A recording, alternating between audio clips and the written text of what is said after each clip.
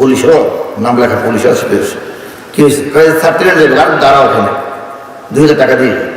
কি 2000 টাকা দিয়ে? 2000 টাকা পকেট থেকে থাকলে দিয়ে যাও। কই না আনতে দেবো কেন? বলে স্টুডেন্ট সমস্ত বক্তব্য দিও না, 2000 দাও, নাহলে ইয়াবা চালানে ধরাইয়া জেলে দেবো। কত উকিলে নেবে, আর তোমার মা বাবা কাটবে, বারান্দায় থাকবা 6 মাস, টাকা চাইবে 2 লাখ, এরপরও আরো জীবনে আর আছে না নাই? তখন ও বলতেছে যে আপনি বললে হবে, আমার কাছে ইয়াবা আমি ওর ধারে জীবনে খাইও নাই, দেখিও নাই। বলি বেটা তোর কাছে না থাকলে আমার কাছে আছে, আমি দিয়ে ধরাই দেবো তোর।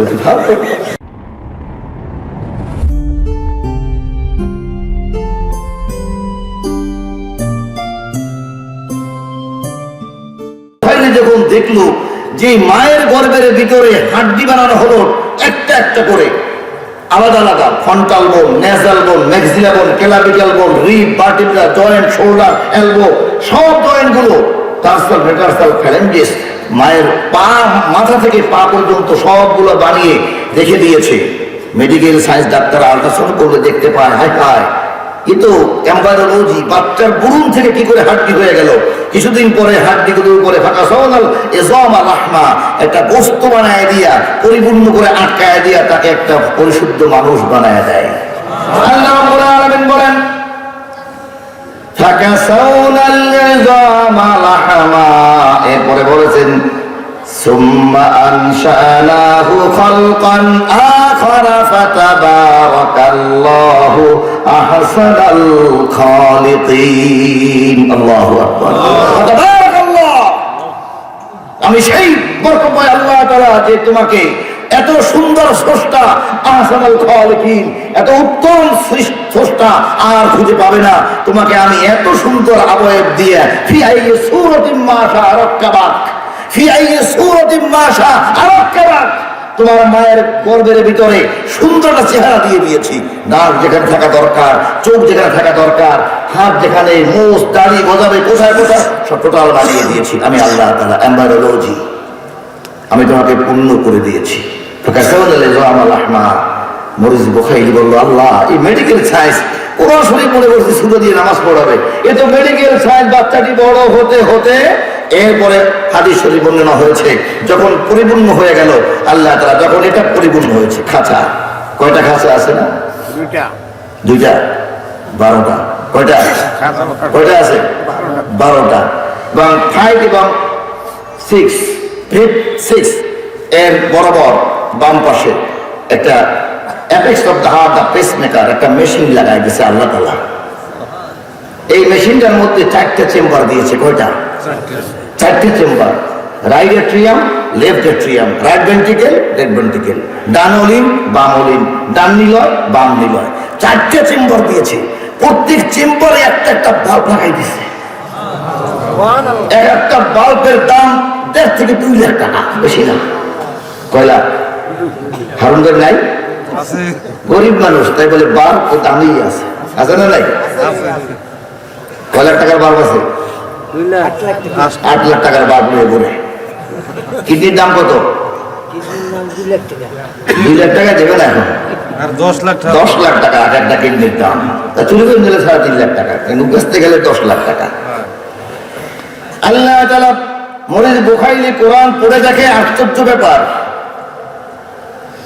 সেই যে মায়ের গর্ভের ভিতরে বাচ্চাটা পূর্ণ হয়ে গেল, এমন একজন মালিক, এমন রব, যেই রবের বর্ণনা প্রথম আলোচক দিয়েছেন।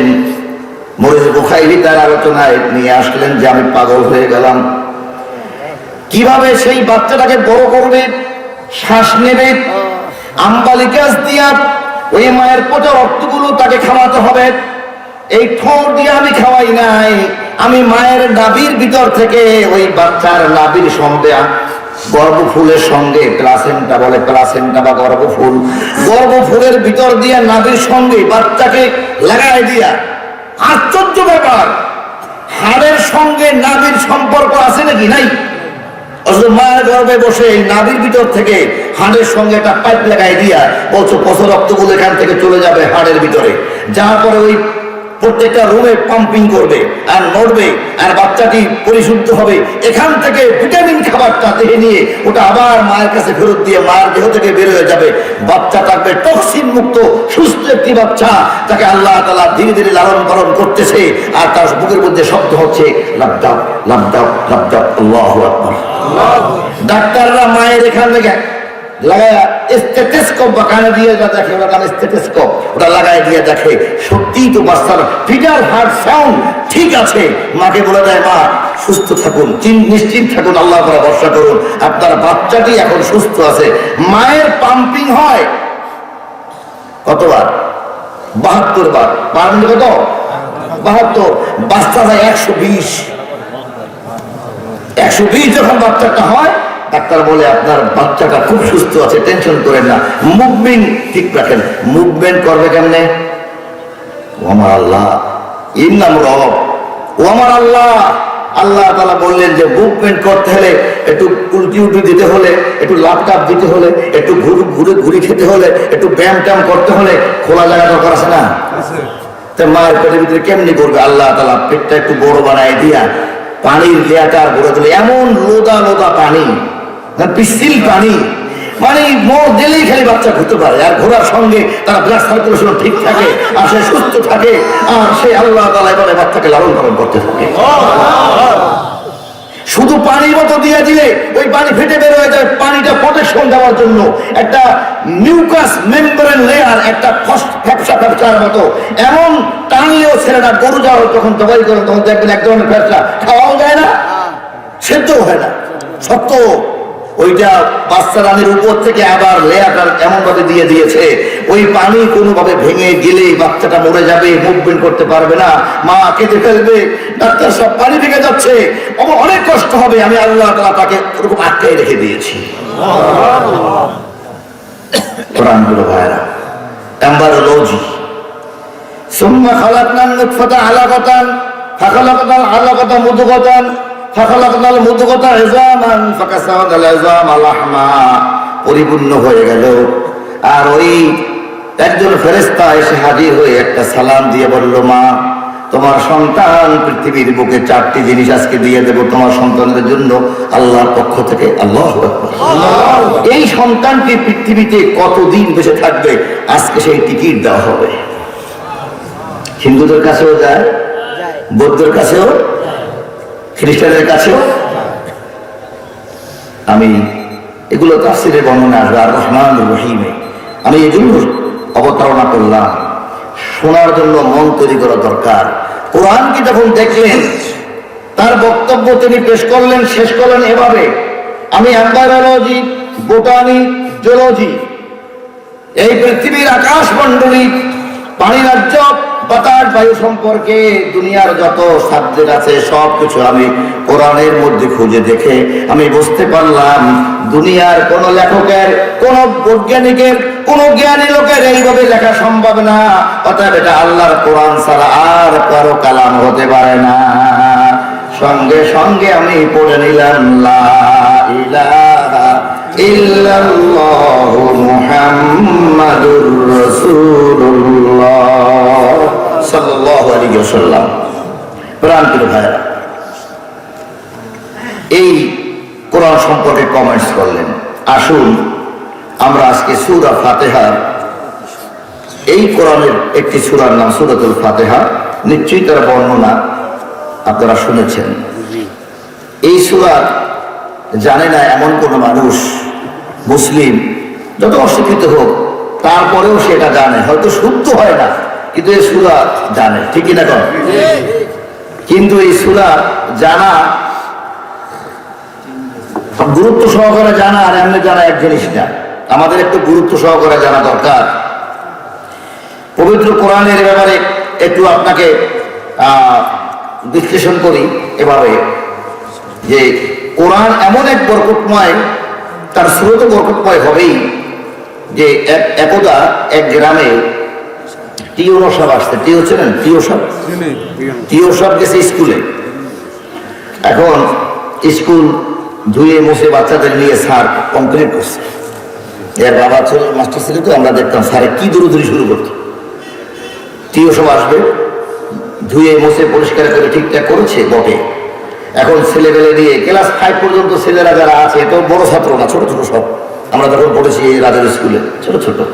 এখন টিও সাহেবকে বুঝাবার জন্য স্যারে বললে দোষ হবে, এই জন্য ছাত্রদের বলছে তোমরা তার দরখাস্ত করো, কারণ 3-4 দিন ধরে যে খাটাখাটনি করেছি, প্রস্তাবখানা, বাথরুম, এইটা ওইটা ধুয়ে মুছে করতে করতে খাটাখাটনি হয়ে গেছে। ছুটির দরকার। কি দরকার? ছুটির দরকার। কিন্তু শিক্ষক ছুটি দিতে পারে না, এজন্য স্যারে ছাত্রদেরকে বলে দিয়েছে তোমরা একটু দরখাস্ত করবা। আমি যেন জানি না, স্যারকে দেবো, একটা ব্যবস্থা হবে, এই 2-3 দিন আমরা তো রেস্ট নেবো। ঠিক আছে স্যার। এখন মনে করেন 5 জন captain, class 1, class 2, class 3, class 4, class 5, এই কয়জনে মিলে দরখাস্ত এখানে লিখছে। 3 লাইন লেখছে। কয় লাইন? স্যারের লেখলে দোষ হবে, লেখি লইয়া ক্লাস 5-এ ওরা লিখছে। এখন সই স্বাক্ষর দিচ্ছি। ক্লাস 1-এ যে সে তো সই যেতে পারে, পারে? হ্যাঁ, এখন পারে। ওটা কলম দিয়ে টিপ দে ও খালি দিয়ে কলম দিয়ে টিপ দিয়ে দিয়েছে। টুতো যে পরে হার নাম হলো ফারুক। নাম কি? ফারুক।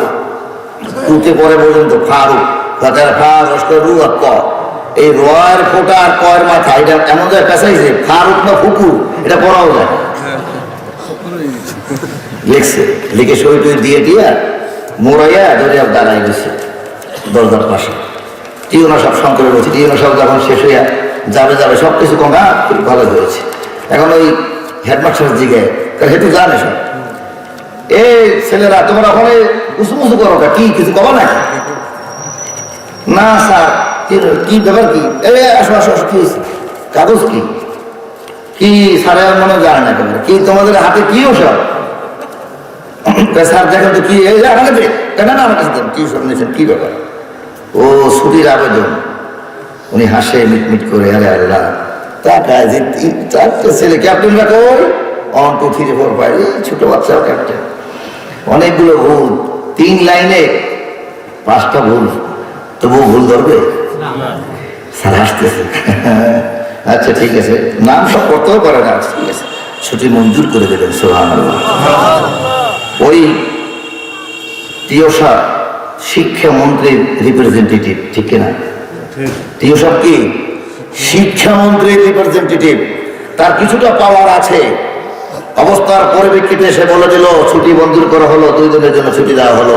শিক্ষামন্ত্রী ওই সাময়িক অবস্থা তাদেরকে রুখসত দিয়ে গেলেন। আমার ভাইরা, যারা মাদ্রাসায় পড়ে, যারা মাদ্রাসা গড়ে, যারা মাদ্রাসা নিয়ে স্বপ্ন দেখে, মাদ্রাসা মানেই তার অপর পৃষ্ঠে হলো কোরআনের শিক্ষা চালু করতে চায়, ঠিক কিনা? মাদ্রাসা মানেই তার হৃদয়ের মধ্যে একটা জিনিস, ছেলেপেলে কোরআনটা শিখুক, ঠিক কিনা? এই পৃথিবীর আর রহমান আল্লাহ আল কোরআন, দয়াময় আল্লাহ রহমানুর রহিম, তিনি শিক্ষা দিলেন আল কোরআন, আল্লামাহুল বায়ান, আর জবান দিয়েছেন লিসান ওয়া শাফাতাইন, এই 2টি ঠোঁট দিয়ে তার বয়ান করে সেই মহান মালিকের। এই কাজ যারা করবে তারা পৃথিবীর শ্রেষ্ঠ শিক্ষামন্ত্রীকে, পৃথিবীর আল্লাহ রাসূল সাল্লাল্লাহু আলাইহি ওয়াসাল্লাম বস্ত মুআল্লিমান, তিনি বলেন আমি শিক্ষকের শিক্ষক, শিক্ষামন্ত্রীর মন্ত্রী। সেই ওলামা ওয়ারাসাতু আম্বিয়া, এই মাদ্রাসার লোকগুলো হলো তার রিপ্রেজেন্টেটিভ, ঠিক কিনা? এখানে জয়ীফ হাদিস বললেও কথাটি গ্রহণযোগ্য, মাউযু না, মিথ্যা হাদিস না, জয়ীফ, কিন্তু গ্রহণযোগ্য। যে যেদিন আল্লাহর নবীর রিপ্রেজেন্টেটিভ, এই ওলামায়ে কেরাম, ভুল ত্রুটি থাকতে পারে, কিন্তু ওলামায়ে কেরাম যখন যেই মহল্লায়, যেই এলাকায় আসে, যেই পদচারণা দিয়ে হাঁটে, যেই এলাকা দিয়ে চলাফেরা করে, যেখানে মাদ্রাসা প্রতিষ্ঠা করে, তারা যখন আগমন করে, মহান আল্লাহ রাব্বুল আলামিন ওনার সম্মানে, এই সঠিক মানের আলেমদের সম্মানে আল্লাহ তাআলা এলাকার 40 দিনের কবর আযাব আল্লাহ তাআলা মাফ করে দেন, রুখসত দিয়ে দেন যে তোমাদের কাছে আমার রিপ্রেজেন্টেটিভ এসেছে। এখন একটা কথা আমি বলি, এখানে হাদিস আছে, এটা কিন্তু সহিহ বুখারী শরীফের হাদিস, যে যদি একজন মানুষ মুমিন থাকে, আল্লাহ আল্লাহ বলার মতো মুমিন একজন থাকে, ততদিন পর্যন্ত কিয়ামত হবে না। এটা শুনছেন তো? একজন লোক আল্লাহ তাআলাকে ঈমানের সঙ্গে বলার পরিপূর্ণ ইমানদার একটা লোক থাকা পর্যন্ত কিয়ামত হবে না। তাহলে 1971 সালে বাংলাদেশের লোক ছিল কত? 7.5 কোটি। ধরলাম 50 লাখ হলো হিন্দু, বৌদ্ধ, খ্রিস্টান। মুসলমান কয় কোটি ছিল? 7 কোটি। এখন কত কোটি হয়েছে? মনে করেন 18 কোটির মধ্যে 2-3 কোটি হিন্দু, বৌদ্ধ, খ্রিস্টান, 15 কোটি তো মুসলমান নাকি? কথা বলেন না কেন? তার মুসলমান বাড়ছে না কমছে? আরো জোরে কোন? পৃথিবীর বুকে মুসলমান বাড়ছে না কমছে? এরকম যদি বাড়তেই থাকে তাহলে বোঝা যায় কিয়ামত হওয়ার কোনো সম্ভাবনা নাই। কথা বলেন না?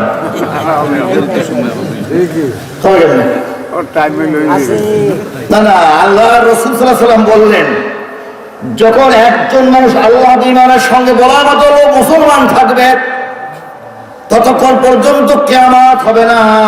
যে হারে মুসলমান বাড়তে আছে, যেভাবে আল্লাহ দিয়ে আগাইতেছে সামনে, লক্ষণ দেখা যায় কিয়ামত হওয়ার কোনো সম্ভাবনা নাই। কিন্তু কিয়ামত হয়ে যাবে। কোরআন বলেছে, ইকতারাবা লিন-নাসি হিসাবুহুম ওয়া হুম ফি গাফলাতিন মুরিদুন। আল্লাহু আকবার।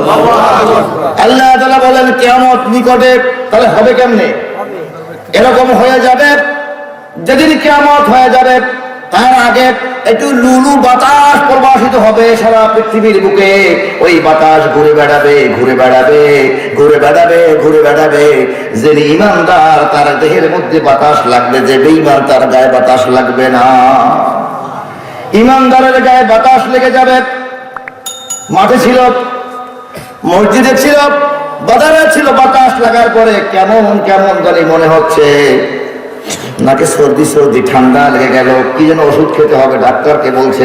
সন্ধ্যার গায়ে ঘুমিয়ে পড়েছে, সকালবেলায় ইন্তেকাল করেছে। লোকেরা বলবে অ্যাজ ইউজুয়াল ডেথ, এমনি মরে গেছে, অমুকে মরছে, অমুকে মরছে। মৃত্যু আসতেছে। মসজিদে মুসল্লি বোঝাই, ইমাম সাহেব নামাজ পড়াচ্ছে, মুয়াজ্জিন সাহেব আস্তে করে মরে গেছে। লোকেরা মনে করছে মুয়াজ্জিন মরে গেছে, কিন্তু আসলে যেদিন কিয়ামত হবে সেদিন মসজিদ থাকবে। আসরের নামাজের সময় আকাশ ভেঙে পড়বে, মসজিদে ভেঙে পড়বে, ইমাম সাহেব মরবে, মুসল্লিও মরবে। কিন্তু ইমাম সাহেবের থেকে মুয়াজ্জিনের আল্লাহর প্রতি ঈমান বেশি ছিল, সে আগেই সরে যাবে, আর ইমাম সাহেব বেঈমান হয়ে মারা যাবে। আমার মুসলিম ভাইরা, এমন হবে হাজার হাজার পীর সাহেব, দেওয়ানবাগি, কুতুববাগি, জৈনববাগি, আইয়ুববাগি আছে না নাই? হাজার হাজার পীর সাহেব। যে হারে পীর বাড়তে আছে, ব্যবসাটা তো ভালোই, বুঝলেন না? এজন্য কিয়ামত আসতে আসতে বাংলাদেশের পীরের সংখ্যা এখন আছে 48,003 জন। কয়জন? 48,000। এত পীর আমাদের দেশে আছে, কোন কোন দেশে এত নাগরিকও নাই। কথা কয় না? এত পীর আছে। আপনারা দেখেন এই কয়জন বড় বড় মনে শাসন নেই না, মরে মরে পীর।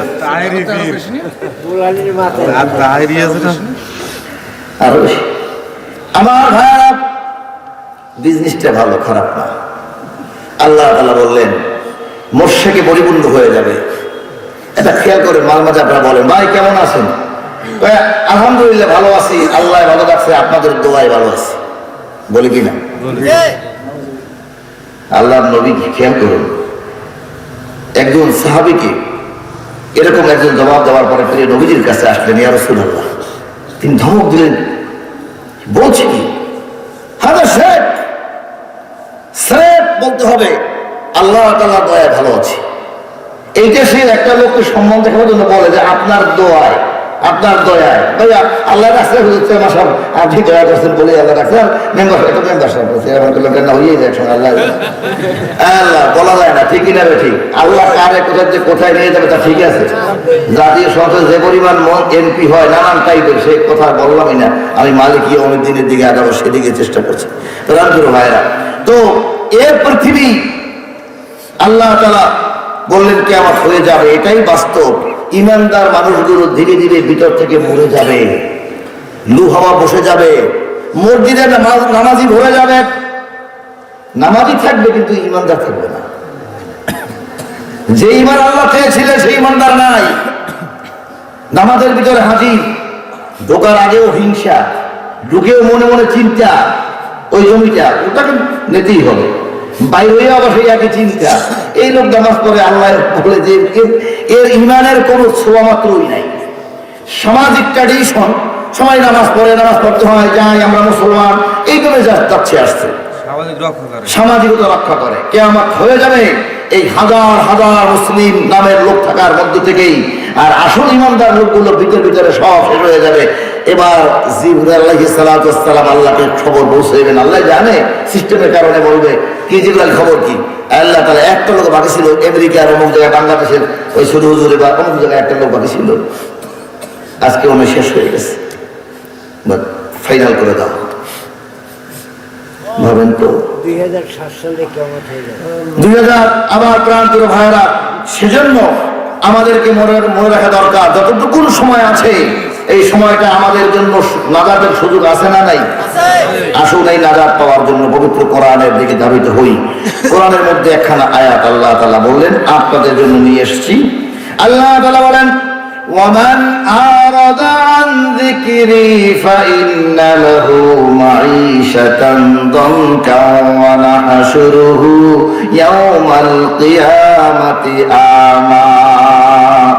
স্পষ্ট কথা, সূরা তাহা 124 নম্বর আয়াত।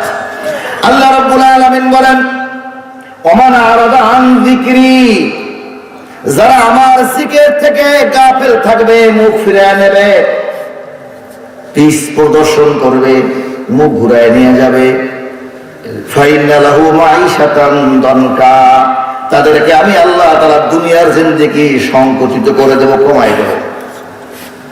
আর কিয়ামতের ময়দানে তারা অন্ধ হয়ে, চক্ষু হারায়া অন্ধ হয়ে উঠবে। আপনারা যারা আছেন, আমরা কি কেউ চক্ষু হারাতে চাই? আরো জোরে বলেন। কিয়ামতের ময়দানে চক্ষু নিয়ে আল্লাহর দরবারে কে কে উঠতে চায়? হাত দেখান।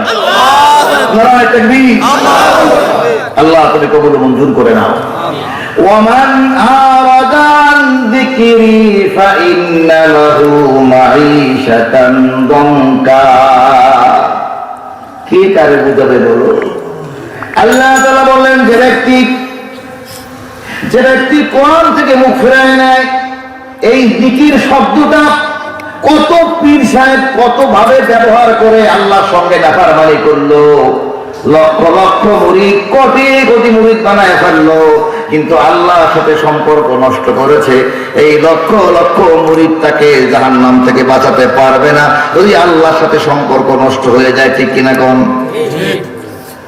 ওমান আরাদা আন যিকরি, কোরআন পড়ে দেখেন জিকির শব্দের অর্থ কি। ওমান আরাদা আন যিকরি, যে আমার জিকির থেকে মুখ ফিরিয়ে নেবে।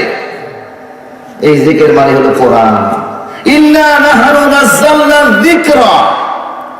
সাধারণ ভাষায় লোকেরা মনে করে যে এই যিকর মানে তো আল্লাহ আল্লাহ আল্লাহ আছে না, ইল্লাল্লাহ ইল্লাল্লাহ ইল্লাল্লাহ, আবার নানান টাইপের জিকির। আল্লাহ তাআলা বড় বড় আফসোস হয় এই বান্দাদের জন্য, কিন্তু আল্লাহ তাআলা আমাদের মতো তো রাগী না, তো শান্ত, দেখতেছে কি করে। আর আল্লাহ তাআলা বললেন, ইন্না নাহনু নাযালনা যিকরা, আমি নিশ্চয় আমরা নাজিল করেছি আপনার কাছে জিকির নাজিল করেছি, এর রক্ষণাবেক্ষণের দায়িত্ব আমি আল্লাহ তাআলা নিয়ে নিলাম। এতে বোঝায় কি আল্লাহ কি নাজিল করছে? ইন্না নাহনু নাযালনা যিকরা, আমি জিকির নাজিল করলাম। তাতে কি বোঝায়? একটু মুখ খোলেন না, কি বোঝায়? জিকির নাজিল করতে শব্দ না, তাহলে কি? একখানা কোরআন নাজিল করলাম, কোরআনের নাম হলো জিকির। ওমা হুয়া ইল্লা যিকরুল লিল আলামিন, সূরা কলমের মধ্যে আল্লাহ তাআলা ওমা হুয়া ইল্লা যিকরুল লিল আলামিন, এটা আমার পক্ষ থেকে এক উপদেশ বাণী ছাড়া আর কিছুই না। এখন যদি মনে করে কেউ বুঝে যায় এটা মানে জিকির, তার সন্ধ্যায় 100 বার আর সকালে 100 বার, বাস হয়ে গেল, আল্লাহকে বুঝিয়ে দিলাম। আল্লাহ বলে আমি এই নাজিল করছি নাকি? আমি তো এই পুরো কোরআনটাই হলো জিকির। এটার থেকে মুখ ফিরিয়ে নিলে সে ধ্বংস হয়ে যাবে। এই কোরআনের যেভাবে রব সম্বন্ধে বলেছে সেভাবে রবকে চিনতে হবে। এই কোরআনের যেভাবে আমি আল্লাহর গুণগান গেয়েছে সেভাবে তোমাকে মেনে নিতে হবে। এই কোরআনে যেভাবে তোমাকে ব্যবসা করতে বলেছে ব্যবসা করতে হবে। এই কোরআনে যেভাবে সন্তান লালন পালন করতে বলেছে সেভাবে লালন পালন করতে হবে।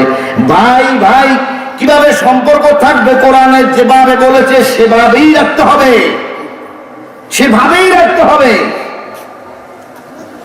কোন একটা কারণে একজন আর বাবা আর একটা বিয়ে করছে, আগে ঘরের ছেলেরা খুশি নেবে যার কারণ কি? এই দেখেন ডাইরেক্ট ডাইরেক্ট বই তার সে ভালো বলছে ডাইরেক্ট। আমার ভাইরা এবং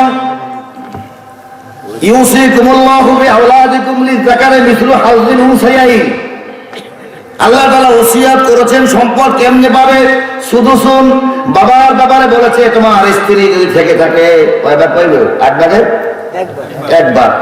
এখন ওই 2টা বিয়ে করে, ওই বউ বেজার হয়ে গেল, হারে একবার পাইতাম একটা গরু হইতাম 1 লাখ, এখন যদি আরেকটা বিয়ে করছে গরু অর্ধেক অর্ধেক হইব, তাহলে একটা সমস্যা না? বাক কমে গেল, মন খারাপ। আল্লাহর আইনের পরে মন খারাপ, আল্লাহর আইনের পরে মন করা যাবে না। ভাইয়েরা বোনেরা যদি মনে করে এক বাবার সন্তান ওরা 1 কুড়া করে পাবে, আমরা 1 কুড়া করে কেন পাবো না? কেন আমি 10 কাঠা পাবো?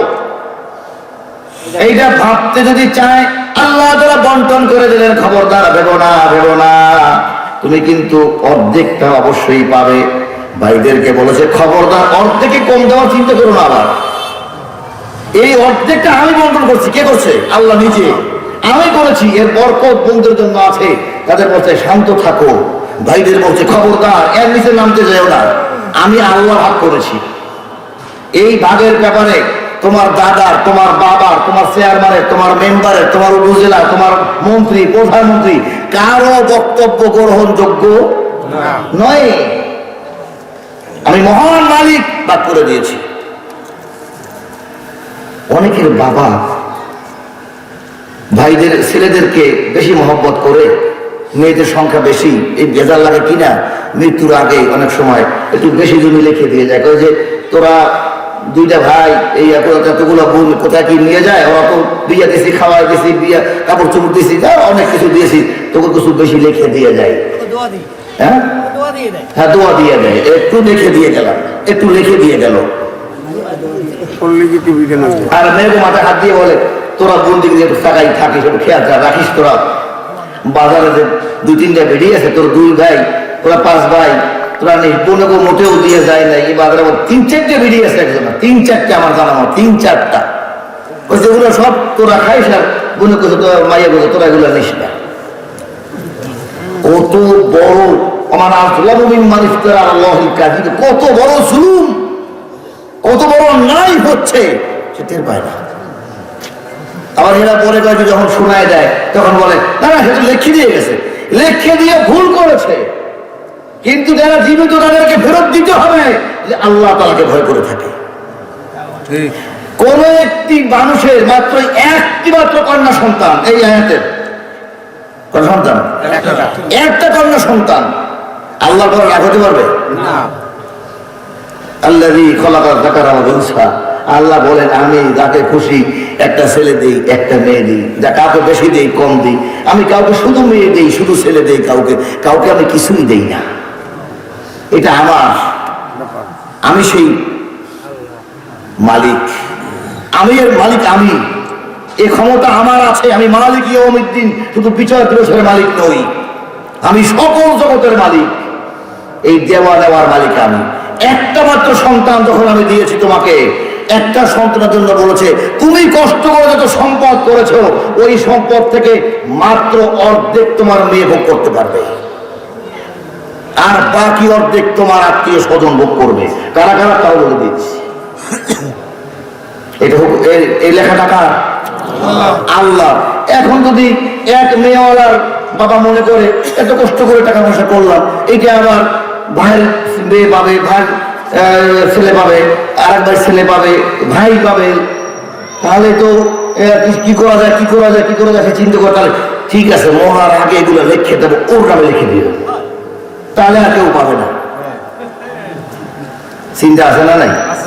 যে চিন্তা করলো সে একেবারে জাহান্নামে ঠিকানা বানায় নিল। কারণ আল্লাহ বলছেন আমি ইচ্ছে করলে তোমাকে 5টা সন্তান দিতে পারতাম, আমি তোমাকে দেই নাই। এর মধ্যে যদি তুমি খুশি থাকো তাহলে এই যে জায়গা কমিয়ে গেল তোমার কষ্টের জায়গা, আমি আল্লাহ তাআলা এরকম আল্লাহ নই, এর বিনিময়ে তোমাকে জান্নাতের বিশাল জায়গা দিয়ে দেবো।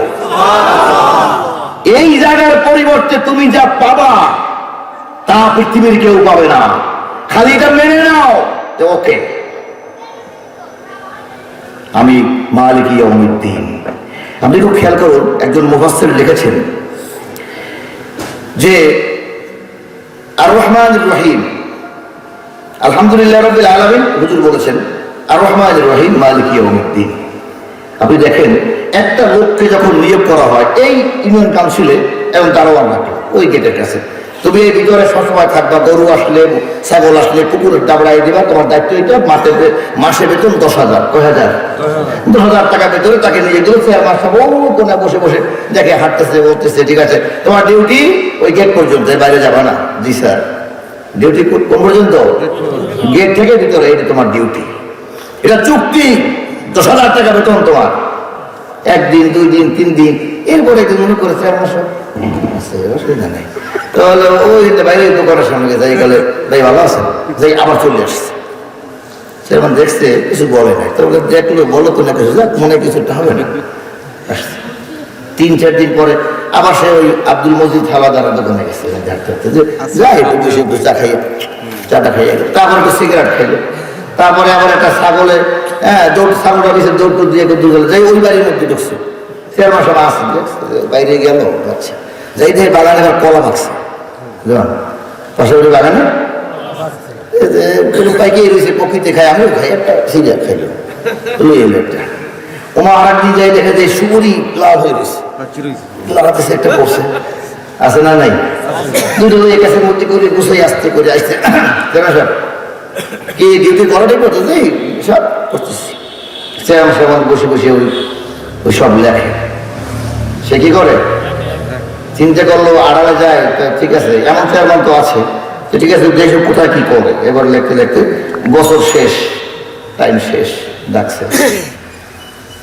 আব্দুল করিম, জি স্যার তোমাকে ডাকছিলাম কি জন্য? স্যার বাউন্ডারি পাহারা দেওয়ার জন্য। এর বাউন্ডারি বাইরে যাওয়া নিষেধ। জি। গেছো? না ওই মাঝে মাঝে। এই দেখো কাটা 9,999 বার তুমি এখানে দাগ ক্রস করেছো, রেড সিগন্যাল, কিলকে হুদুদুল্লাহ। আমি যে দাগ দিয়েছিলাম সেই দাগের বাইরে 9,999 বার, কয়বার? 9,999 বার এই দাগ ক্রস করে বাইরে গিয়েছো। লজ্জিত হবে না হাসবে? তোমাকে বেতন দিয়েছিলাম 10,000 টাকা করে, 1 বছরে 1,20,000 টাকা। এই টাকাগুলো সব ফেরত দাও। আর অপরাধের জন্য তোমার বাড়ি হবে প্রত্যেক মাসের জন্য 10টা করে বাড়ি। আব্দুল করিম এনে পিছন টান সিঙ্গাপুরে বলে গেছিলাম আমি, আমার ভাই সিঙ্গাপুর থাকতে, ও ছিল ওখানে, আমিও গেছিলাম, প্রোগ্রাম করলাম আঙ্গুরিয়া মসজিদে। তো বলে এবার ওখানে অন্য কালে কি করে পিড়া দেয় না, মানে পিড়ান একটা দিলে ওটা আজীবন আর বলে না, মানে এই হতে এই পর্যন্ত পুরো পাওয়াই দেয়। জামাটা বা খুলতে পরিষ্কার করে তারপরে বিসমিল্লাহ করে তো এখন পিড়ান শুরু করছে। আমার ভাইয়েরা সবাই বলবে করবে না, কিছু কিছু লোকে বলবে তাই পরে রাখলো এই ঘরের জন্য। তো এটা তুই ওর বাগানে কলা খাইছে, ওখানে সুপুরি করছে, যা করছে তো ওর তো আমি মারি হইতাম, এরকম রাগাই বলে না।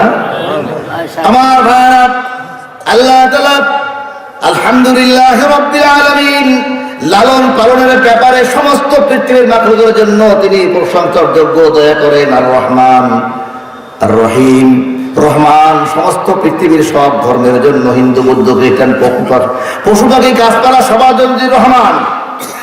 আর রহিম একমাত্র মুমিনের জন্য তিনি রহিম, মুমিনের জন্য স্পেশালি তিনি রহিম হয়ে যান। সেদিন তাকে আমাদের ময়দানে এখন তিনি রহমান হিসেবে আছেন, সবার জন্য সমান, ঠিক না? হিন্দুদের বাড়ির ডাবের পানি মিষ্টি না টক? একরকমই। ওরা তো আল্লাহ বলেই না। ওই ডাবের পানি দেয় কে? কোন দেবতার ক্ষমতা আছে? তাহলে দেবতা ওখানে যেতেও পারে না, যেতেও পারে না। তারপরে ওই ডাবের পানি মিষ্টি হয়েছে কিনা ও তো আল্লাহকে আল্লাহ বলে নাই। ও আল্লাহর দিকে তাকায় নাই, পশ্চিম দিকে চেনেও না। এরপরেও তার ওই গাছের ডাবের পানি মিষ্টি করে দিয়েছেন, তার পুকুরের মাছগুলো বড় হইতেছে, তার বাচ্চাগুলো ঘরে বড় হইতেছে, তার ব্যবসা বাণিজ্য বড় হইতেছে। বরং ভালো ব্যবসা করলে, মিথ্যা কথা না বললে, মাপে কম না দিলে, বরং হিন্দুরা ভালো ব্যবসা করতেছে না, করে নাই? আল্লাহ হলো রহমান, সকলের জন্য তিনি রহমান হয়ে আছেন। এই যে তিনি, লোকেরা এটা পেয়ে, দয়া পেয়ে, আর এই মোমেনরা আরো বেশি পেয়ে মনে করলো যাক কোনো কিচ্ছু করার দরকার নাই, সে তো দয়ালু। এইটা ভেবে যেন সে আত্মহারা হয়ে হুদুদের বাইরে চলে না যায়, তাই তিনি তৃতীয় আয়াতটি বলেছেন, আমি যেখানে তাফসীর করবো আজকে, যে মালিক ইয়াউমিদ্দিন, শুধু দয়ালু নই, শুধু খালি ঢেলে দিতেই থাকে তা নয়, শুধু তোমরা পেতেই থাকবে শুধু তা নয়, এই কথাটাও পাশে পাশে মনে রাখিও। আমি মালিক ইয়াউমিদ্দিন, আমি ডান্ডা হাতে নিয়ে কিয়ামতের ময়দানে পুঙ্খানুপুঙ্খানু বিচার করে তোমাকে আমি ফয়সালা দেব। এই ডান্ডাওয়ালা মালিকও আমি আল্লাহ তাআলা। শুধু আর রহমান রহিম মালিক আমি নই, আমি একজন চিফ কন্ট্রোলার, চিফ জাস্টিস। আমি সেদিন এমন করব, লা ইউগাদিরু সাগীরাতান ওয়ালা কাবীরাতান ইল্লা আসাহা ওয়া ওয়াজাদু মা আমিলু হাদিরা ওয়া লা ইয়াযলিমু রাব্বুকা আহাদা। আল্লাহ তাআলা বলেন, লা ইউগাদিরু সাগীরাতান ওয়ালা কাবীরা, সেদিন ছোট একটা কাজ বাদ যাবে না। যারা মিথ্যা আশ্বাস দেয়, যারে আমার লাগে যোগাযোগ রাখে, চলো ইনশাল্লাহ আমি যখন আসি আল্লাহকে বলবো। আর অনেক লোকে আমাদের এরকম বলে, বাবা তুমি তো আমার মধ্যে হাফেজ হয়েছো, যাওয়ার সময় একটু মনে করে লইছে, আছে না নাই? আর আল্লাহ বলছে কি,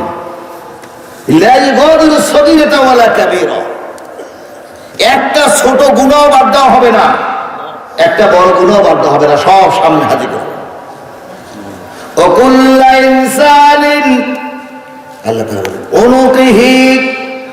আল্লাহ কিয়ামতের ময়দানে শুধু গুনার বিচার করবে না, গুনার লিস্টে পর্যন্ত লিখে গলায় টাঙিয়ে দেবেন। বনি ইসরাইলের মধ্যে আল্লাহ তাআলা বলে দিয়েছেন, অনুকূল নেক গলায়, এই গলার মধ্যে বলবেন জমি ঠেলার সরকার, আইল ঠেলে আর জমি ঠেলে খালি গোসা মারে, আর একজন জমি লাগাই যায়, কোনো যায় না, 6 বছর যাই দেখে তার জমি 10 কাঠার মধ্যে আছে, 8 কাঠা 2 কাঠাই নাই, মানে ঠেলতে আছে না নাই? আছে। জমি ঠেলা সর্দার, কার কার জমিতে নাম লিখে দেবে। এরপরে বন্ধু ঠকাই খাওয়া হাওলাদার, বুঝলেন? বাগনিয়ারও দখল করা তালুকদার, কি বলেন? আর মশলা খাওয়া ফরাজি দেবে। এবারে মোল্লা এসব লিখে বলবে যে তোমার গুণ হইল এই, ঠকায়। আল্লাহ বলছেন আমি নিজে, এটা তো এখান থেকেই পেয়েছে থানার পুলিশ যখন অপরাধীকে ধরে, দেখছেন তখন গলায় একটা কাগজ লাগাই লেখে আমি প্রতারক। তার ছবি তুলে তার থানার ওই যে বড়টা বুলিয়ের মধ্যে রেখে দেয় ছবিটা, এক ওসি যায়, সে আর এক ওসি নতুন আসে, সে আইসেই আগে থানার ওই ডায়েরিটা খুলে দেখে যে প্রতারক গরুচোর কেনা আব্দুল কালাম, সরি কালাম, আবার আমার নাম কহি লিখে কালাম নাম আব্দুল এই গরুচোর। তারপরে ইয়াবার ব্যবসা করে, এখন ইদানিং ইয়াবার খুব জোরালো ভূমিকা চলতেছে, শরণখোলা উন্নত, কি করেন কথা করেন, আমরা বলি ঢাকা টের পাই না, আমরা টের পাই সব। শরণখোলা এখন উন্নত ইয়াবা ব্যবসায়, আচ্ছা চলতেছে, ট্রানজিট সুবিধা চলছে, আসতেছে দলে ইয়াবা, প্রত্যেকের অনেকে প্যাকেট করে খাইয়া পেটের মধ্যে উড়ে তারপরে যায়, এরপরে যাই পায়খানা করে বাইর করে উড়ে যায়, আরেকজনে খাওয়ায় ইয়াবা। কথা বলছে এক পুলিশে গল্প করে করতেছে, হুজুর 15 লক্ষ টাকা দিয়ে একটা চাকরি নিয়েছি পুলিশের চাই, 15 লাখ টেনশন করে না, উড়ে এলাম কেমনে? কলে শোনেন, এই যে ঢাকা রেল স্টেশনে বসে বলতেছে, আমার এক বন্ধুর শালা আসে, কলে এই যে যত লোক যায় না এইখানে, প্রত্যেকের কাছে আমি 2000 টাকা পাই। কিরকম? কলে আমি দেখবেন নাকি কিরকম?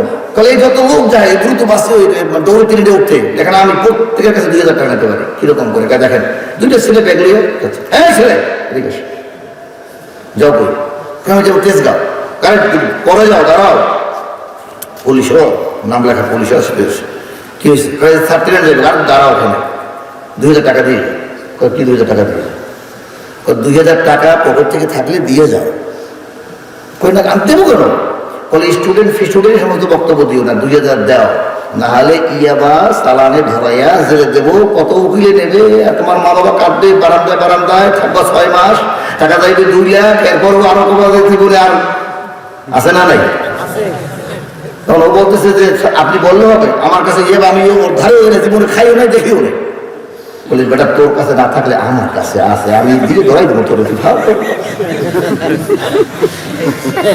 ওরা কইতেছে তোর কাছে নাই আমিও জানি তুই এই আমার কাছে তুই সাকিরে নিতে তোরে দিয়ে ধরাই দেবো তারপরে 2000 টাকা দিয়ে শান্তিতে চলে যা ও দেখবে মহামুখের টাকা তুই বাজারের টাকা দিয়ে ও দৌড় খেতে দৌড়ের কালকে দৌড়